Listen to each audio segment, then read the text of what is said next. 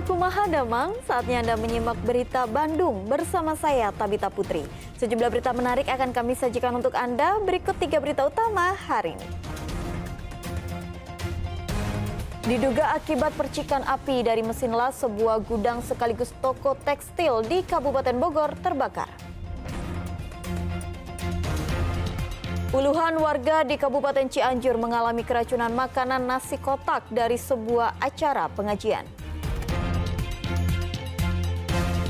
Gadis di bawah umur di Kabupaten Bandung Barat diperkosa secara bergilir oleh 3 pria pengangguran setelah dicekoki obat-obatan.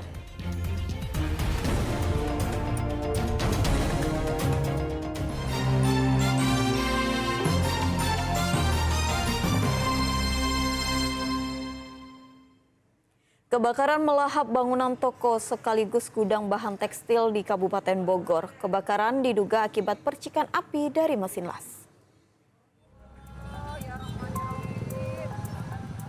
Kepulan asap hitam membumbung tinggi dari toko sekaligus gudang bahan tekstil di Desa Bojong-Rangkas, Kecamatan Ciampea, Kabupaten Bogor, Senin siang. Karyawan toko panik berupaya menyelamatkan barang-barang dagangannya. Kebakaran diduga akibat percikan api dari mesin las dan mengenai bahan tekstil yang ada di gudang. Disinyalir dari percikan karena sedang ada pekerjaan pengelasan. Karena mengingat percikan itu mungkin jatuh ke bahan-bahan material yang mudah terbakar sehingga apinya begitu cepat membesar. Untuk menjinakkan api sebanyak 6 mobil pemadam kebakaran dikerahkan. Kebakaran baru bisa padam setelah 3 jam karena petugas menghadapi hambatan. Pemadam cukup lama dikarenakan ada bahan-bahan yang sulit untuk dipadamkan karena ini bahan-bahan dari kain-kain dan ada juga lem-lem. Meski bangunan ludes terbakar, tidak ada korban jiwa dalam musibah ini. Sementara itu, kebakaran memicu kemacetan panjang hingga 5 km dari arah Luiliang, Dramaga maupun arah sebaliknya. Asep Solihin melaporkan dari Kabupaten Bogor. Kebakaran juga melanda sebuah pabrik produksi bawang goreng di Kabupaten Kuningan. Besarnya kobaran api dan tidak adanya pintu darurat membuat petugas kesulitan memadamkan kebakaran.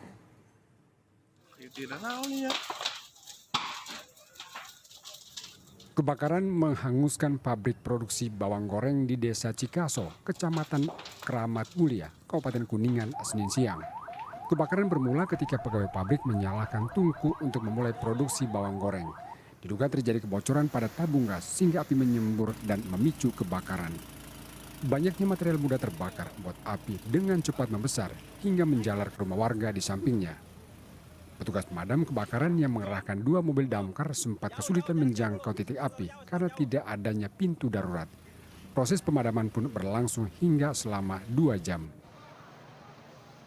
Kemungkinan dari gas bocor yang 12 kg gitu. Ada berapa tabung Pak di dalam? Semuanya ada 20 tabung, ada 2 tungku. Akibat kebakaran, sebanyak 2.000 karung bawang siap dipasarkan. Berikut 6 ton tepung ludes terbakar. Sementara pemilik pabrik serta para karyawannya dibawa ke puskesmas lantaran mengalami syok. Agung Gunawan melaporkan dari Kabupaten Kuningan. Diterjang angin kencang, sejumlah pohon tumbang menghalangi jalan nasional dan jalan desa di sejumlah wilayah di Kabupaten Sukabumi. Selain itu, 58 rumah warga di 4 desa turut rusak. Angin kencang melanda 4 desa di Kecamatan Warung Kiara, Kabupaten Sukabumi Senin sore. Akibatnya sejumlah pohon tumbang sehingga menghalangi jalan nasional dan jalan desa di sejumlah wilayah. 4 desa yang terdampak adalah Warung Kiara, Sirna Jaya, Sukaharja, dan Damaraja. Beberapa warga pun takut untuk tidur di rumahnya. Mereka memilih mengungsi ke rumah saudara. Rumahnya saya mah di rumah tetangga. Diam di sana, ada takut ya. Terus ya nggak tahu sih kondisinya, cuma pas ke rumah udah pada basah semua ini.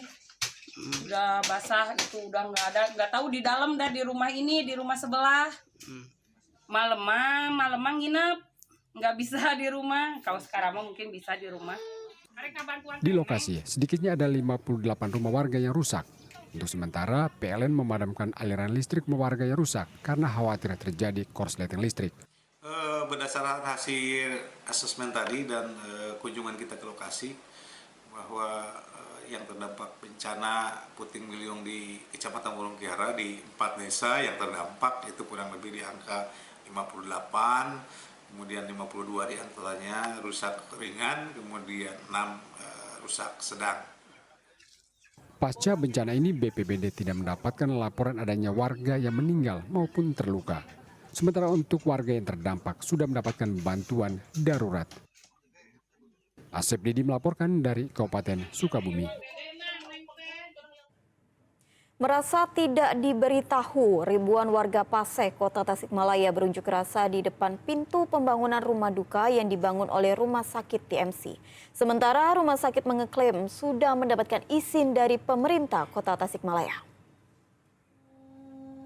Ribuan warga Paseh, Kecamatan Cihedeng, Kota Tasikmalaya mendatangi sebuah lahan yang akan dibangun rumah duka milik Rumah Sakit TMC.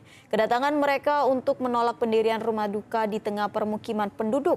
Apalagi warga merasa tidak diberitahu lebih dulu, mereka pun memblokade jalan mendesak pembangunan dihentikan.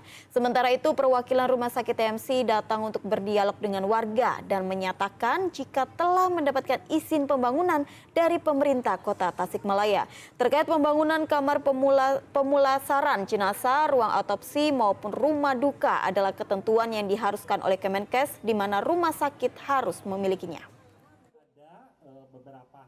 Mengetahui tentang adanya bangunan itu adalah ada izin belum. Nah, kita perlu tahu keduanya dari pihak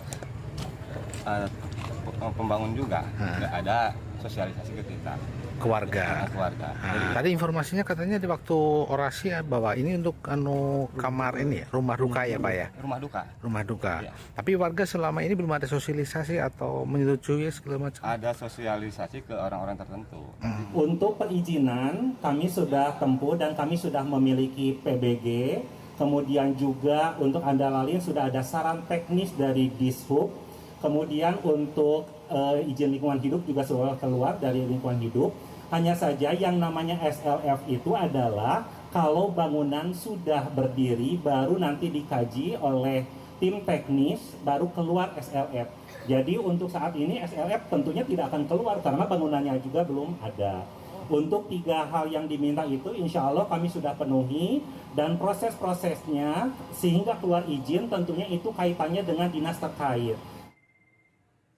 Puluhan warga di Kabupaten Cianjur diduga mengalami keracunan makanan nasi kotak dari acara pengajian. Semuanya mengalami gejala yang sama, yakni mual, pusing, muntah, hingga diare.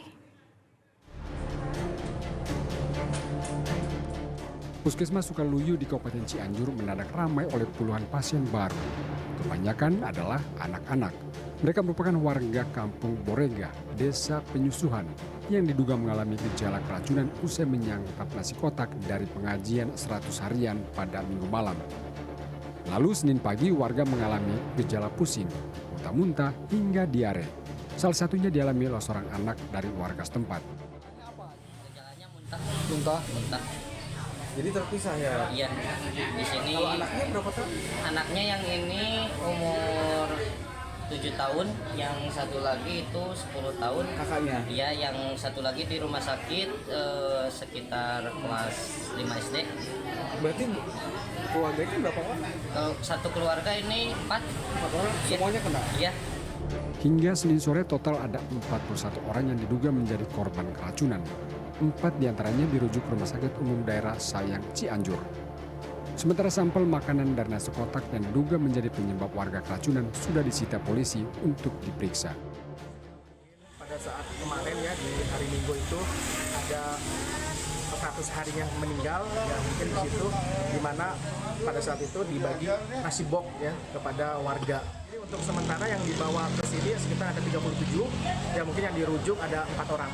4 orang. Yang dirujuk kenapa Pak? Kritis ya, atau kondisinya karena mereka mungkin dehidrasi ya karena mungkin terjadi gejala yang mungkin yang muntah dan juga diare yang cukup ya sering-seringan jadi sehingga terjadi dehidrasi.